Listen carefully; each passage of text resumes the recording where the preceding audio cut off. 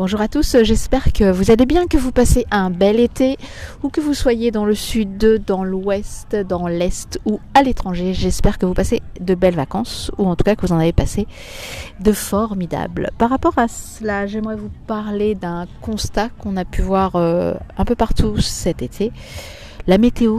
Bah oui, la météo, on vous a dit qu'il allait faire super chaud.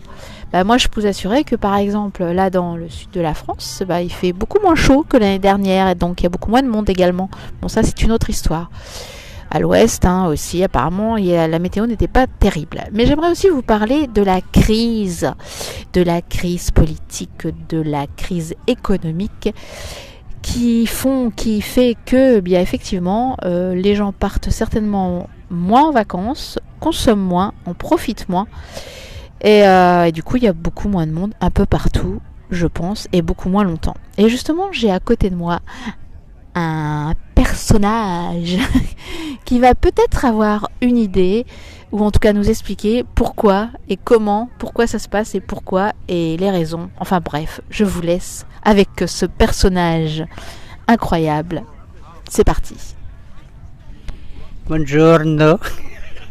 Non mais il n'y a pas moins de monde. Les gens ils sont partis en Italie ou en Espagne parce que c'est moins cher, c'est tout. Et puis que de toute façon faire une politique économique où on étouffe les gens, où on les asphyxie de taxes, de charges, d'impôts, de machin, ça fait moins consommer. Comme ça fait moins consommer, ça fait moins payer de charges et de machin de l'autre côté par les commerçants. Donc en fin de compte c'est un serpent qui se mord la queue et c'est complètement débile comme politique. Alors qu'il suffirait de faire un petit peu moins de charges, un petit peu moins de taxes, déjà faire ce qu'il faut au niveau technologique puisqu'on a la technologie pour produire moins cher, déjà produisons moins cher plutôt que d'acheter de l'électricité beaucoup plus cher pour faire plaisir à des institutions et à des hauts fonctionnaires qu'on se demande qu'est-ce qu'ils sont en train de foutre. Et il vaudrait mieux que justement l'Europe fasse comme la France du nucléaire pour avoir une électricité moins chère. Ce serait quand même un peu moins débile. Mais s'il y avait moins de charges, moins d'impôts, moins de taxes qui étouffent les gens et qui les empêchent de vivre, les gens pourraient consommer un petit peu plus et on retrouverait de l'argent dans les caisses puisque de toute façon il y aurait plus de consommation, donc plus de TVA et ainsi de suite. Donc en fin de compte on s'y retrouverait beaucoup mieux et les gens seraient beaucoup plus heureux et tout le monde y trouverait son compte. Alors que là c'est une politique malsaine, une politique qui rend beaucoup de gens tristes, malheureux, pessimistes, négatifs, sombres. C'est beaucoup de malveillance dans cette politique parce que ça ne crée pas des énergies positives. C'est pas dans la bienveillance, c'est pas dans le plaisir de travailler, de dépenser, de vivre, d'être heureux. Et ça, c'est aux hauts fonctionnaires dans la dans l'économie, dans l'administratif qui doit faire tout en sorte pour que les gens soient heureux et que les organisations pour faire fonctionner une société avec des règlements comme un jeu de rugby doivent être dans le plus grand plaisir de jouer et de vivre et de travailler et pas l'inverse. Et sinon c'est qu'ils sont incompétents et qu'ils n'ont pas leur place et qu'ils sont payés très très cher à faire de la merde. Donc vaudrait bien mieux changer un petit peu les hauts fonctionnaires, changer leur ligne de conduite parce qu'elle est pas bonne du tout. Bon, c'est comme beaucoup de choses, on fait la guerre en Ukraine, on se demande bien pourquoi, on nous fait un confinement Covid, c'est qui n'a aucun sens, et ainsi de suite. Donc ces politiques de mondialistes pourris, il est vraiment temps de la changer et que les gens prennent conscience pour pouvoir rire après et être heureux. Donc votez pour des gens, voyez des gens qui sont libres, qui vous parlent de liberté. N'oubliez jamais ce mot, c'est liberté avant tout.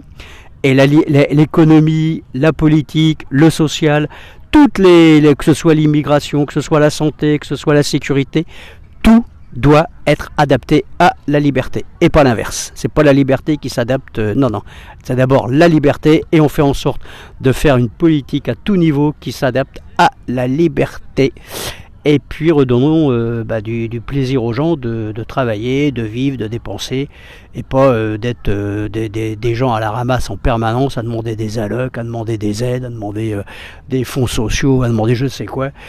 C'est d'un ridicule total, ça crée un pessimisme total, une psychologie sociale de merde, c'est une politique de merde. Non, redonnons de la liberté aux gens, et faisons des institutions qui leur redonnent la possibilité d'être libres.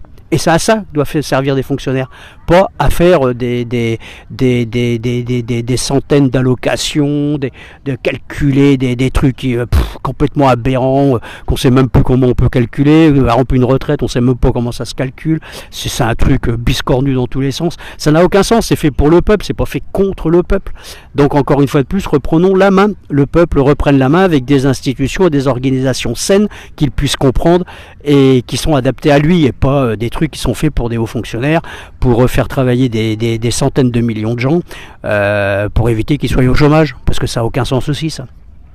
Voilà, et ainsi de suite. On pourrait parler de beaucoup de choses comme ça, et des économies on peut en faire dans beaucoup de domaines, et si on simplifie dans beaucoup de domaines, on n'a pas besoin de dépenser tous les milliards qu'on dépense, et on pourra peut-être les dépenser à des choses bien plus intéressantes, et qui redonne de la vie et de la joie et du pouvoir d'achat et de l'espérance et de la bonne humeur à beaucoup de gens, parce que le bien-être il doit être partout, il ne doit pas être que pour des hauts fonctionnaires qui font en sorte de limiter le bonheur à un maximum de gens. Voilà, et je vous souhaite de bonnes vacances, et je redonne le micro à votre podcast préféré. Merci beaucoup. Et puis je vous souhaite à tous une très bonne soirée et des vacances qui se poursuivent, ou alors peut-être du travail qui a repris. Mais en tout cas, profitez bien. Bonne soirée. Ciao.